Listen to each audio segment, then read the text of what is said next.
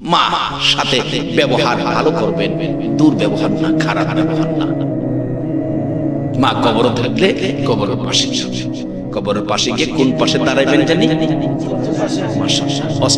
বাড়িতে নিয়ে কোন পাশে দাঁড়াবেন, পশ্চিম পাশে। চুপ করে দাঁড়ায় দাঁড়াবেন কিছুক্ষণ। হুজুর কেন? তার কারণ হলো মা মন দেখবে। আর যদি সাথে সাথে কোরআন তেলাওয়াত দুরূদ ইস্তিগফার শুরু করেন, তাহলে নূরের চাদর এসে মুখটা ঢাইকা ফেলে মা দেখার স্বাদ মিটে। এই জন্য কিছুক্ষণ মার কবরে চুপ করে দাঁড়িয়ে এরপরে কিছু পারেন না, কিচ্ছু পারেন না, মার জন্য দোয়া করবেন। বিসমিল্লাহ শরীফ পারেন তো? কিচ্ছু লাগতো না। মুফতি মুহাদ্দিস মৌলভী ইমাম হাফেজ সাহেব কারি সাহেব লইয়া মার কবর যাওয়া লাগতো না। আমনের মার কবর আপনি যান, আমনের মার কবর আপনি গিয়া আর হইলে মনটা যেরকম নরম হইব। আমি তো ভাবছি মৌলভীরে যদি ৫,০০০ টাকা দিয়া নেন, এই নরম ওই তো হুজুর আবার রাগ হইেন না, বলে যাও কিছু হাদিয়া পাইতাম, এটাও বন্ধ হইতেছে। আপনাদের রিজিক যেটা আছে এটা আল্লাহ দিব, আপনারা চিন্তা করেন না। তবে সন্তানদেরকে মার কবরে পাঠান, সন্তানদেরকে পাঠান, এই শিক্ষাটা দেন। কিচ্ছু জানেন না, কিচ্ছু জানেন না, বিসমিল্লাহির রহমানির রহিম এটুক জানেন তো? মার কবরের পাশে যায় দাঁড়ায় কিছুক্ষণ চুপ করে থেকে এবার 11 বার বিসমিল্লাহ শরীফ পড়ুন। নবীজির হাদিস শরীফ থেকে পাওয়া গেছে, নবী নিজেই সাহাবীদেরকে নিয়ে কবরস্থানের পাশে রাস্তা দেখে একটা কবরে ভীষণ আযাব হইতেছে। রাসূল চোখের পানি ছেড়ে দিছে, আমার সামনে আমার উম্মতের কবরে আযাব, আমি কেমনে সইব? আল্লাহ আল্লাহ কয় জিবরাইল আমার বন্ধুরে যায় কও 11 বার বিসমিল্লাহ শরীফ পড়ে যেন দোয়া করে দেয়। রাসূল 11 বার বিসমিল্লাহ শরীফ পড়ে হাত তুলছে দোয়া করবে, এমন সময় দেখে হাতের ফাঁকে 11 জন বেহেশতি হুর কবরে ঢুকতেছে। রাসূল ডাকতেছে, হুরের সর্দার তুমি দাঁড়াও, তুমি দাঁড়াও, সব জিনিসের সর্দার আছে না, তুমি দাঁড়াও, তুমি দাঁড়াও। কি ব্যাপার হুজুর, আপনি 11 বার বিসমিল্লাহ পড়ছেন তো, এর বরকতে আল্লাহ তার কবরের আযাব চিরতরে বন্ধ করে দিয়ে 11 জন হুর তার কবরে কিয়ামত পর্যন্ত খেদমতের জন্য পাঠাইছে। বেশি জিনিস লাগবে না, 11 বার বিসমিল্লাহ শরীফ পড়ে যেই কয়েকবার পারেন দুরূদ শরীফ পড়ে মা রূহের মাগফিরাতের জন্য হাত বাড়ান, 2টা চোখের পানি ওই কথা ভাবেন, মা গো তুমি না আমার সেই মা, 2টা বাজলো দরজা খুইলা দাঁড়ায় থাকে, মা এই দরজাটা দি বন্ধ, আল্লাহ মারে কত কষ্ট দিছি, 10টা টাকা চাইছি মা না দিলে, কত ধাক্কা মারছি, কাপড় ধরে টান মারছি, কোন কোন সময় আমার কাপড়ে ধরে টানে মা কাঠ হয়ে জমিনে পড়ে গেছে, জমিন থেকে উঠেও 2টা হাত বাড়ায় দেন আমার বুকে নিছো। আল্লাহ এই মারে তুমি কষ্ট দিও না, চোখের পানি আইছে, কিতাবে লেখছে একটা ফোঁটা চোখের পানি যদি কেউ মার জন্য দিতে পারে, আল্লাহ পাক সন্তানের চোখের পানির বিনিময়ে মা বাবার অপরাধের হিসাব দেখবে না, সন্তানের চোখের পানিতে ওই মা বাবাকে আল্লাহ পাক মাফ করে দিবেন। সুবহানাল্লাহ। এই দায়িত্ব সন্তানের মা বাবার জন্য আছে কিনা বলুন? আল্লাহ নিজে কোরআন শরীফে এই নির্দেশ করেছে, রব্বির হামহুমা কামা রাব্বায়ানি সগীর। কোরআন শরীফ বলতেছিলাম ওই ছেলেটা 10-এর দান চাইছে বাস্তব, আল্লাহ কাছে ভালো ব্যবহার করতে, ব্যবহার কি করে? কিন্তু ভালো করলে আপনারই ভালো হবে, খারাপ করলে ক্ষতিটা কিন্তু আপনারই হবে। ডাক্তার 10-এর দান দিবি, হ্যাঁ কই আমার বুঝ জালই মা দান চাইছে, হ্যাঁ বুঝতে পারছি, বুঝছেন তো? কই গিয়া যে বুঝবো, যাইয়া বুঝছে মা দান চাইছে 10-এর দেও যাইব, বাড়ি অনেক পরামর্শ হয়েছে, তুমি তো বুঝো না, তোমারে খায়া শেষ করতো, কষ্ট মষ্ট করে দিলে দান তুলছি, এটা সহ্য হইতেছে না, হারা যাইয়া ক দান থামাই লাইছি, দেন যেত না। ঠিক ঠিক এইভাবেই যায় বলছে, আমারে খায়া শেষ করতে চাইছো, কতলি দান উড়াইছি, এটাও তোরা সহ্য হয় না, আমার এতে দান নিয়ে খাইতি, দান থামাই লাইছি, দেন যেত না। বলুন মার চোখে পানি আইছে কিনা? মা কানতে কানতে ঘরের ভিতরে ঢুকছে, বাবা তো অসুস্থ, জিজ্ঞেস করে কাঁদলো কেন?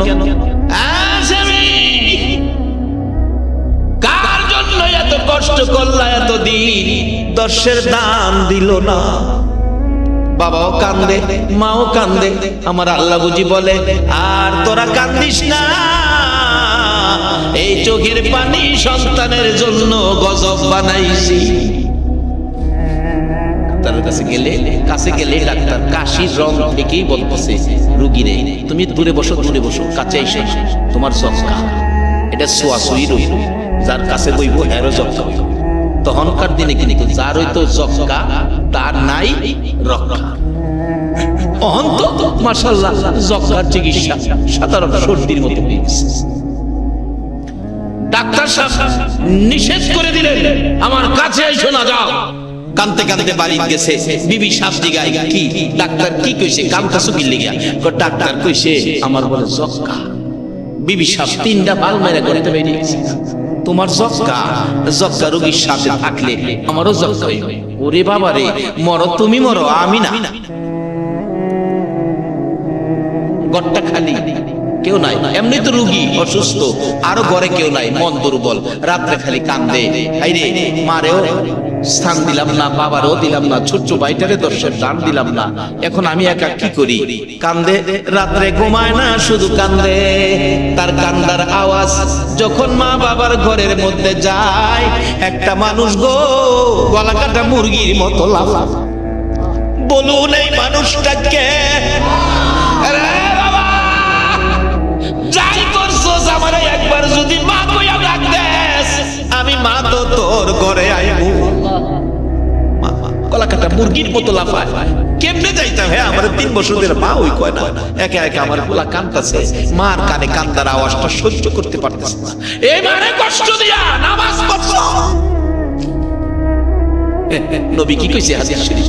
বিররুল ওয়ালিদাইনি আফদালু মিনাস সালাত والصدقات والصوم والحج والعمرة والجهاد في سبيل الله। একটা লোক নামাজ পড়ছে, উত্তম ইবাদত, এর চেয়ে উত্তম কোনো ইবাদত নাই। সকল ইবাদতের মাথা হলো নামাজ। হাসরের ময়দানে নামাজবিহীন কোনো ইবাদত আমার আল্লাহর কাছে কবুল হবে না।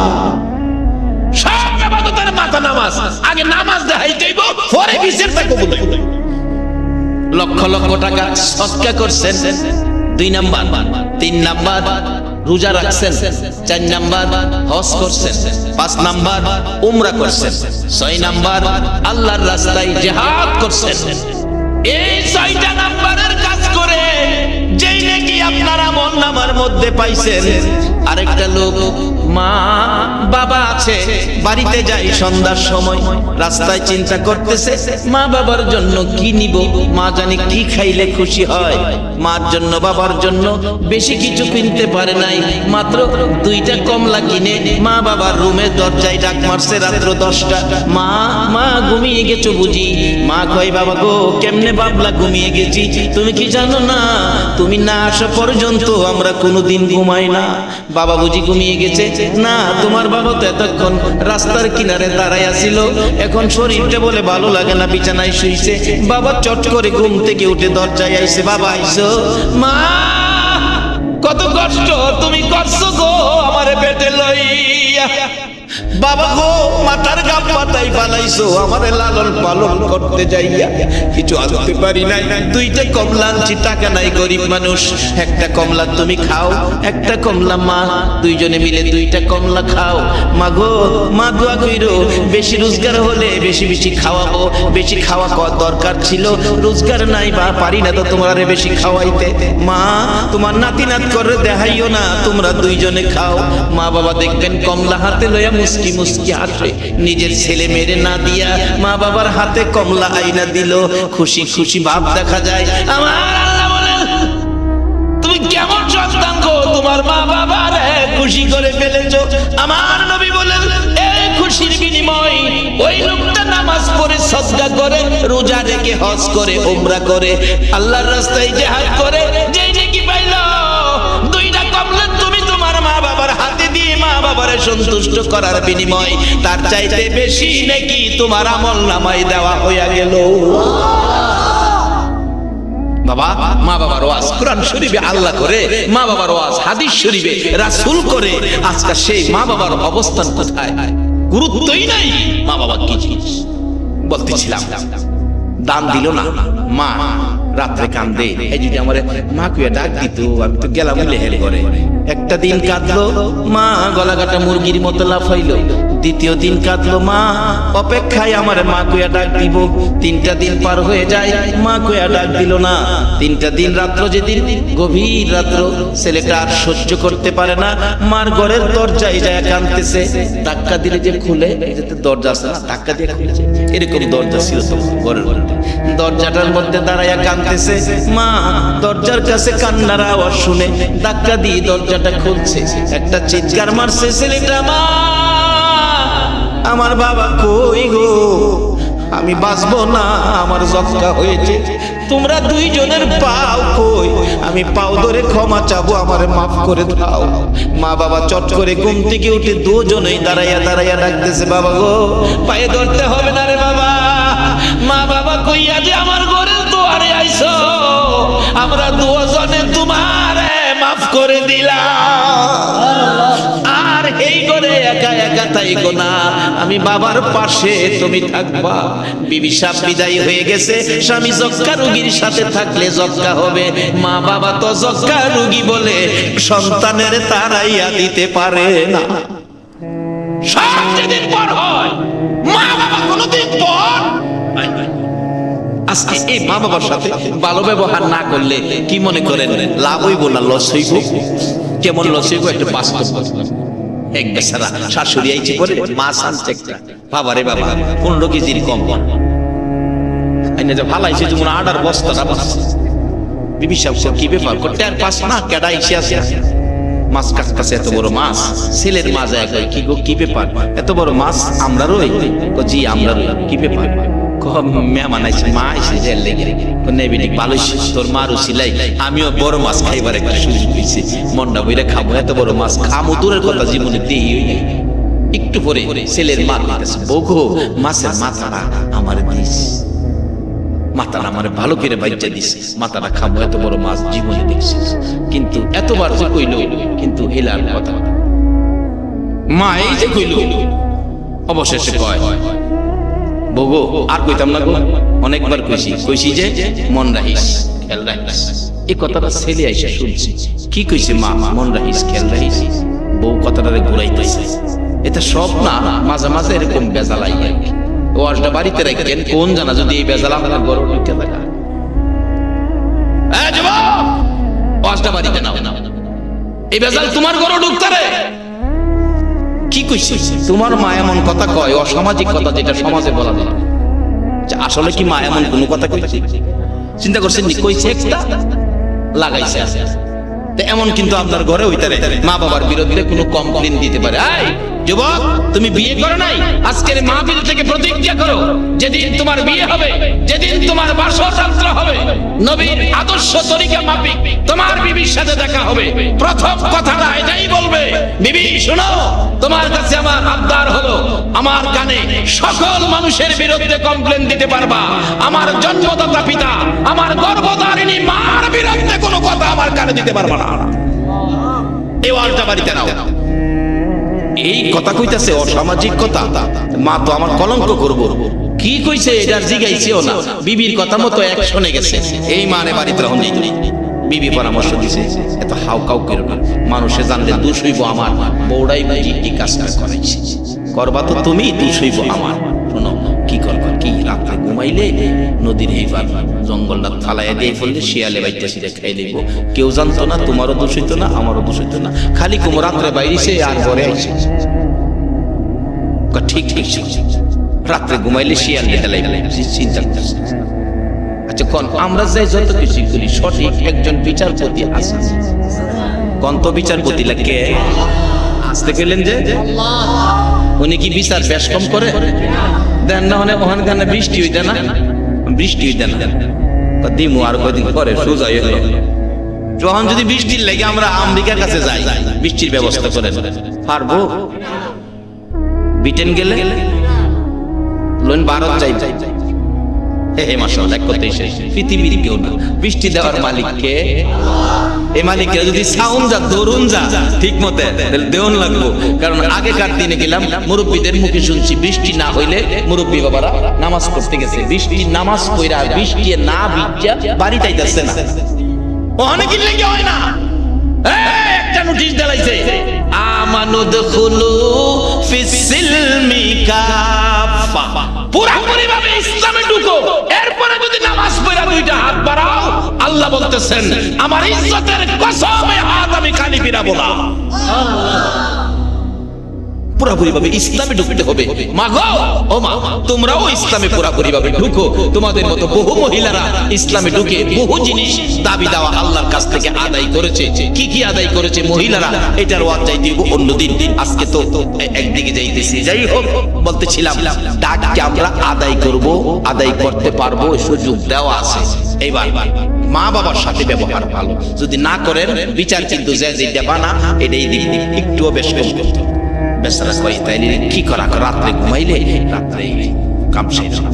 তো ঘটনাক্রমে এই ছেলের মা মেয়ের মা দুইজন, ছেলের মার বিছনাত বইয়া কথা কইতে কইতে ফান খাইতে খাইতে ছেলের মার বিছনাত মেয়ের মার শুয়া ঘুমাই গেছে। ছেলের মা তো ডাকাইতেছে, বিয়াই আপনার বিছনাটা নতুন করে করছে, আপনি মেহমান, আমি তো পান খাই, এটার মধ্যে সব সময় তাকি, বিছনাটা একটু দুর্বল, দাগ দাগ ফেরে রয়েছে, আপনি এটা শুইছেন, এটা হইল না, আপনি এটা যান। এই যে দাগ খাইতেছে, এই বেচারি তো বুড়া মানুষ ঘুমায় গেছে আর উঠেন। ছেলের মা কয় একটা বিছনা দুইজনের তো জায়গা হইতো না, এইটা যখন খালি আমি না এইটা তুই যাই। এখন ছেলের মা গেছে হেডা, মেয়ের মা হয়েছে এইটা। আলগুন মায়া পাতলা খাতার না মহদিয়া ঘুমাইছে। রাত্র 12টার পরে দুইজনে অহনই সুযোগ আয়া ফ্যাগেট করে লেগছে। যে যত কিছুই করেন, বিচারক গেলাম হলো একজন। বলুন এই বিচারকটাকে একটুও বেশকম করতো না, 10 টাকা ঘুষও খাইতো না, খাইলে আল্লাহর বান্দারা খায়। আইতাছে সামনে ইলেকশন। আরে বাবা রে বাবা, আসলে দুইটি আর বিড়ি কিনা খাইবার ক্ষমতা নাই, ইলেকশন আইলে দেখি আরে আমি ওলাছি কি ব্যাপার, হুজুর আজকে ফাস্ট ব্রেক পাইছি, সারাদিন ঘুরে হারিকেল ইলেকশনের 2 দিন আগে শাস্তি উড়ে উঠে কিও হারিকেল লয়ে ঘুরতেন, শাস্তি হুজুর এমন না পাইছি। তোমাকে কি বলেছে জানো?